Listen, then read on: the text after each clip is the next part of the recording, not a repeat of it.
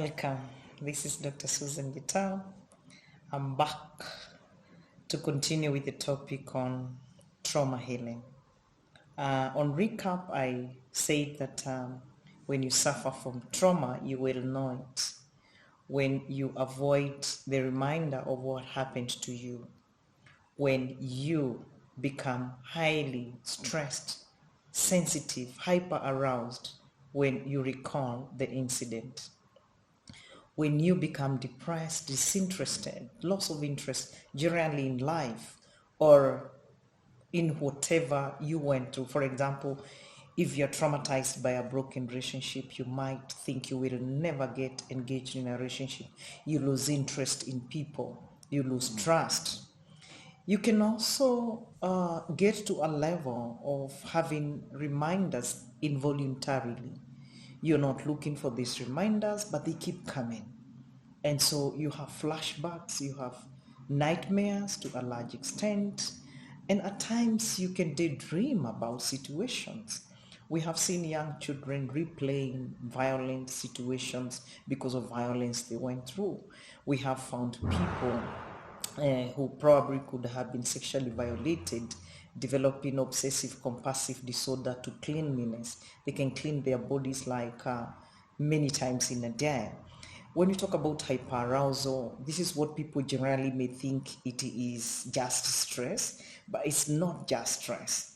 It is hyper stress because you only need a small trigger and you're up in arms fighting, you're up in arms insulting people, you are up in arms maybe self-mutilating or self-harming.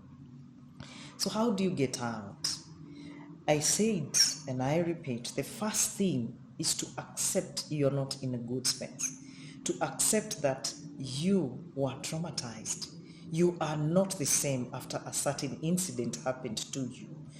When you accept that, it's like your mind is prepared for the next level. That is, how do I get out of this space where I was put by an incident that was unplanned for, unexpected, made me respond in horror, made me respond helplessly, hopelessly. How do I get out? And one of the things I like to tell people is that if you feel you cannot do it alone, it's always good to seek the services of a counselor. But should you want to start living competently with what you went through, because there are people who have ended up healing themselves, maybe without knowing, they just stumbled on a healing strategy, a healing methodology. It's always good to use mindfulness, because when trauma happens, what highly gets affected is actually our brain. We no longer reason the same way. We no longer feel the same way. So you may want to relax your brain first and foremost, because it's the most important organ that, when it comes to stress, needs to be very stable for you to respond accordingly. So you may want to take deep breaths to begin with. Mindful breathing, affectionate breathing, like you can say, yes, it happened to me. It was ugly. It was painful. I'm suffering, but I'm still breathing. And you can take deep, slow breaths using your nostril and out using your mouth. And as you do that, you can say, this is a moment of suffering. It's painful, but I can get over it. And so if you can do that, you will get in touch with your body. If trauma depersonalized you, made you feel like you're two people in one, or like you're not the one who went through that, it might be somebody else. It gets in touch with you when we do the mindful breathing, the affectionate breathing, and acknowledging the feelings you are having in the here and now. And for some people, by the way, this has been the practice. They do it every day, weekly, monthly, and they no longer have those nightmares. They no longer have those hyper-aroused moments, because the system learns to actually relax. And one of the most troubling and a reality and truth about trauma or post-traumatic stress disorder, it takes refuge inside your body. And that is why any reminder you see, any reminder you hear of, or any reminder you touch takes you right there as when the trauma happened. So the body is the one that speaks. So if you can learn to relax your body, even when these memories come back, it's very difficult for you to be destabilized. You will always stabilize yourself. So the breathing for me is one of the techniques I'm going to tell you is quite powerful. The other technique you can use is cognitive reconstruction. Because when something happens, a trigger happens, you might think, oh, it's happening all over again. That may not be true, and most likely it's not true. So what you need to tell yourself is to dispute that irrational thought. It's not true.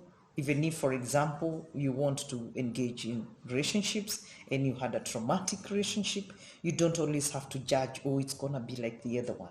What you can do is to affirm yourself that this time I'll do better. This time I'll be more careful.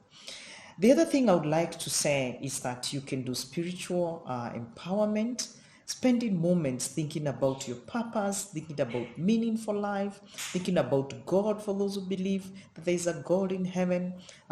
It's always good. And one of the things I have found very helpful is that as you connect with God, as you connect with the higher power, do that mindfulness, do that meditation. Because when you meditate, when you have still moments, the brain is also relaxing and the entire body, the central nervous system is aligning itself. And if possible, always try to sit a right angled position, quite helpful. And the others can be having natural relationships. The other thing, it can be love nature, do exercise. Exercise is also very powerful. Ensure that you exercise. Because when you also do that, you're actually re-energizing, revamping your central nervous system. And that is why at this time of COVID-19 and post-COVID-19 pandemic, we are saying, let people exercise, let people breathe some more, let people talk with people that care about them. Let us talk about mental health. Let us become self-aware. And above all, be mindful of everything you do. Be present in the moment. You have no control over your past. You have no control over your future. But right now, with your breath of life, you have control. So live in the present. If you can do that, whichever methodology you use, slowly by slowly, as you breathe in and breathe out, breathe in, breathe out, as regularly as possible, your brain will relax. And when your brain relaxes, you will not even realize where those images will go to, the ones that scare you, where that anxiety that comes when you least prepare for it, where it will go. You will be stable. When you have lost relationships, they will be restored. And that begins by you restoring your own sanity, restoring your own peace of mind. This has been your one and only Dr. Susan Gitau. Don't forget to subscribe to my YouTube channel, Dr. Susan Gitau. God bless you. Thank you.